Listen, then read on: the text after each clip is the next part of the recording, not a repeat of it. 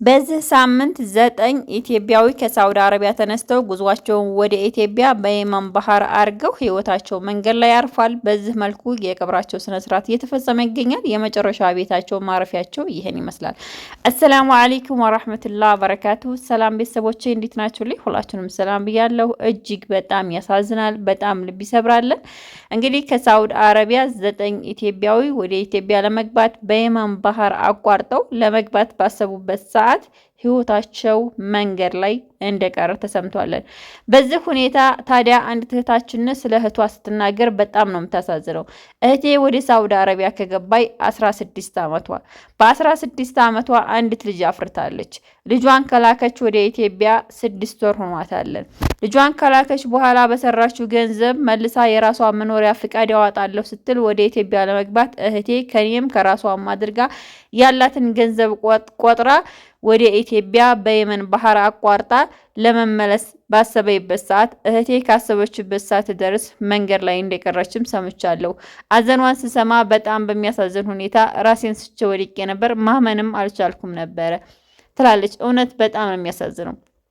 ስለዚህ እህታችንን ታሪክ ለመናገር እውነት ልብ ነው የሚሰብረው። በይህ ሁኔታ እህት ወንድሞቻችን ከሳውዲ አረቢያ ተነስታችሁ በየመን ባህር የምትመለሱ እህት ወንድሞቼ፣ በመጀመሪያ አንድ ነገር ልንገራችሁ። እናንተስ እሺ፣ የወለደች እናት ግን ምን ባጠፋች ነው በየቀኑ በልጆቿ ሀዘን በልጆቿ ሀሳብ የምትቀጣው? እውነት እናት ምን ባጠፋች ነው በልጅ ሀዘን እንደዚህ የምትገረፈው? በጣም ነው የሚያሳዝነው። እህቷ በጣም ነው ያዘነችው። እህት ስለ ሟች እህቷ ስትናገር እህቴ 16 ዓመት ስታድር ለራሷ አንድ ቀንም አርፋ ማታቅ ለወዳጅ ዘመዶቿ ስትለፋና ስትደክም የነበረች የራሷን ጊዜ ሳታጣጥም አንድ ቀን አርፋ ሳትበላ ልጆቿን አቅፋ ሳታሳድግ የወለደቻትን ልጇን በ6 ወር አንስታ ወደ ኢትዮጵያ ልካ አቅፋ ልጇን ሳትስማት እንደፈራሁትም መንገድ ላይ እህቴ ቀረይብኝ።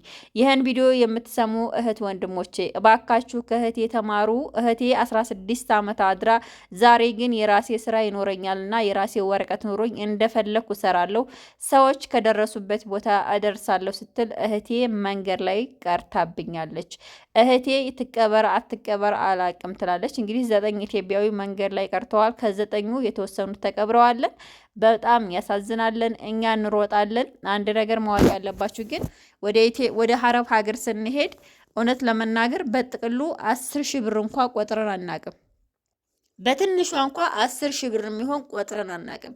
ነገር ግን አረብ ሀገር ከሄድን በኋላ 10,000 አይደለም ሚሊዮን፣ በሚሊዮን 2 3 4 ሚሊዮን ብር ቆጥረን ያን 3 4 ሚሊዮን ብር ስናመጣ እጅግ ዋጋ ከፍለን ነው የምናመጣው። በጣም ደክመን ነው የምናመጣው። ያን 3 ሚሊዮን ብር ምንም ሳንሰራበት፣ አንድ ቀን ሳንበላው፣ አንድ ቀን የተሻለ ልብስ ሳንለብስበት መጨረሻ ላይ ምንድን ነው የሚሆነው? ህይወታችንን ሞትን ትቀምሳለች።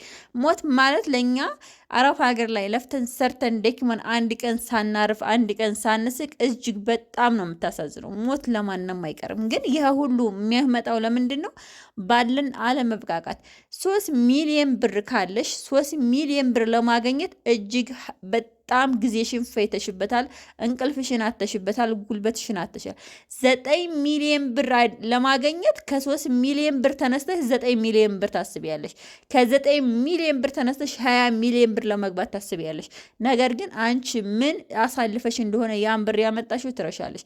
ታዲያ ይችታችን 16 ዓመት ሙሉ ለፍታ ማስና ዴክማ መጨረሻዋ በባህር ተጉዛ መጨረሻ ሞት ሆነ። 16 ዓመት ቀላል አይደለም። የአንድ ሰው ህይወት የአንድ ልጅ አሳድጎ መዳሪያ ሰዓቷ ነው። ገባችሁ? ይችህታችን ተነስታ ዛሬ ወደ ኢትዮጵያ ለመምጣት ያሰበችው ለምንድን ነው? የመኖሪያ ፍቃድ ያሰርታ ከዛም በኋላ ደግሞ 3 ሚሊዮን ብር ካላት በ3 ሚሊዮኑ ብር ሌላ ስራ ከፍታ 6 ሚሊዮን ብር መድረስ ስለፈለገች ነው። የሁሉም የሚሆነው ለምንድን ነው? ባለን አለመብቃቃት። ሁለተኛ ወደ ሀረብ ሀገር ስንሄድ ከራሳችን ቀርቶ ከሰው ተበድረን ነው ወደ ሀረብ ሀገር ላይ የምንሄደው። 3 ሚሊዮን አይደለም ቀርቶ 10 ብር ማናቅ ሰዎች ዛሬ አረብ ሀገር ላይ ሆነን 10 ሚሊዮን ብር ቆጥረን ነገ ደግሞ ቀጣይም ህይወታችሁ መኖርና ለመኖርን ስላታውቁ 10 ሚሊዮን ብር 20 ሚሊዮን ካልሆነልኝ ብላችሁ ገደል የምትገቡ ሰዎች አላችሁ። 16 ዓመት ማለት ቀላል አይደለም። 16 ዓመት ማለት ብዙ ቻሌንጅ አሳልፈናል እና በዚህ ሁኔታ 9 ኢትዮጵያዊ ናቸው እንግዲህ መንገድ ላይ የቀሩት። እውነት ትቀበሩ አይቀበሩ እንዴት ይሆኑ እንዴት አይሆኑ አይታወቁም። እንግዲህ ከሳውዲ አረቢያ ወደ ኢትዮጵያ ለመግባት በሚያደርጉበት ጉዞ እውነት ፊታቸውን ራሱ ያኛውን ጓደኛው እየሞተ እንኳ ቢሆን ዘወር ብሎ ማየት አይችሉም። ለምን? በገመድ ነው የሚተላለፉት። ገመድ ይዘው ነው የሚያልፉት። እንደኛ እንደ ሀገራችን እንኳ ተራራ የሆነ የሚያዝ ነገር የለውም። በገመድ ነው የሚተላለፉት። አንደኛውን ለማየት አንደኛው ዘወር ካለ ራሱን ገደል ውስጥ አስገባ ማለት ነው። በዚህ ሁኔታ ነው እንግዲህ ህይወታቸውን አደጋ ላይ አስቀምጠው እንደዚህ መሆኑን እያወቁ እያዩ ከጎናቸው ሰው መሞቱን እያዩ ሰው ሲወድቅ ሲሞት እያዩ እነሱም ይገቡበታል። በእውነት በጣም ነው የሚያሳዝነው። እኔ ግን ሳውዲ አረቢያ ላይ ሆናችሁ በባህር ሄዳችሁ በባህር መልሳችሁ መምጣት፣ ሁለተኛ በአየር ሄደሽ ጠፍተሽ ከዛ እየሰራሽ ፖሊስ ያዘኝ አልያዘኝ እያልሽ ረጅም አመት ሰርተሽ መጨረሻ ላይ ደግሞ ምንድን ነው የምታደርጊው? አይዲ ለማሰራት ወደ ኢትዮጵያ ለመግባት በባህር መሄድ። ያ ማለት መንገድ ላይ ህይወትሽ ሊያልፍ ይችላል። ህይወትሽ አለፈ። በአንቺ ምክንያት እናትሽ ራሷን ስታወደቀች፣ በአንቺ ምክንያት ቤተሰቦችሽ ተሰቃዩ፣ በአንቺ ምክንያት ልጆችሽ አዘኑ፣ በአንተ ምክንያት እናትህ ሀዘነች። እውነት በዚህ ሰዓት ልንገራችሁ፣ ወላጅ እንደዚህ የልጇን ሀዘን መስማት አሁን ላይ ጭራሽ ሶሻል ሚዲያ ላይ ፎቷቸው እየተዘዋወረ የልጆቿን ሞት መቀበል በጣም ነው የሚያሳዝነው። እውነት በጣም ነው የሚያሳዝነው። በጣም ልብ ይሰብራለን። በዚህ ሁኔታ ታዲያ እናንተ ቀጥላችሁበት መንገዱን ይሁን ብላችሁ የምትራመዱ እህቶች እውነት በጣም ነው የምታሳዝኑት። በጣም ነው ልብ የሚሰብረው። ወላሂ እኔ ስሰማ ማለት ነው እስከ መጨረሻ ማዳመጥ አልቻልኩም። ምክንያቱም ይላችሁ ማለት እኔ ለራሴ አሁን 10 ሚሊዮን ብር ካለኝ 20 ሚሊዮን ብር የምፈልገው በቃ ባለና እንብቃቃም ያለን ይበቃና አላንልም። ዛሬም 20ውን 30 ማድረግ እንፈልጋል። እስኪ 10 ሺህ ብር እንኳ እንዴት እንደምትመጣ እንኳ ራሱ ያችን 10 ሺህ ብር እንኳ እንዴት አድርገን ያመጣናትና ይችን ገንዘብ እስኪ እንዴት አድርጌ ልብላት አንልም። እስኪ አዲስ ልብስ ለብሰን ዛሬ ራሳችንን እናስደስታት አንልም። ግን ልንገራችሁ ያላችሁን ገንዘብ ለተረኛ አስቀምጣችሁ መሄድ፣ የሰራችሁትን ቤት ለወፍ አስቀምጣችሁ መሄድ።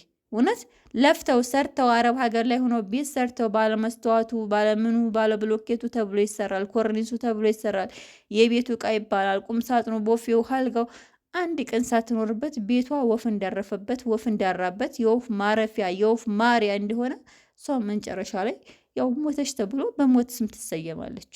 እውነት በጣም ነው የሚያሳዝነው። ይኸው ሁሉ ግን እየሆነ ያለው ምንድን ነው? ባለና አለመብቃቃት፣ ያለንን ይበቃናል አላ ማለት አለመወሰን፣ ባለን ተመስገን ብለን አላህን አመስገነ ነው አለመቀመጥ። እውነት ያለንን ሳንጠቀምበት ሌላውን ስናስብ እኛ መንገድ ላይ ቀረን። ሁልጊዜ የምናገራለሁኝ ቤት የምንሰራ ሰዎች ምናምን ቤተሰቦቻችን እኛን ሲያሳድጉ በእግራቸው ያለ ጫማ ሂደው ፀሐይ እየበላቸው መከራ ስቃያታቸውን ሾህ ድንጋይ እየወጋቸው ዛሬ ቦታው መሬቱ ለእኛ አስቀምጠውት ነው እያለፉ ያሉት። እነሱ ፊታቸው ጠቁሮ ከንፈራቸው ደርቆ መከራቸውን ሆነው አሳይተው አርገው አንድ ቀን እንኳን ልብስ ሳይለብሱ አንድ ቀን እንኳን ደስታን ሳያስ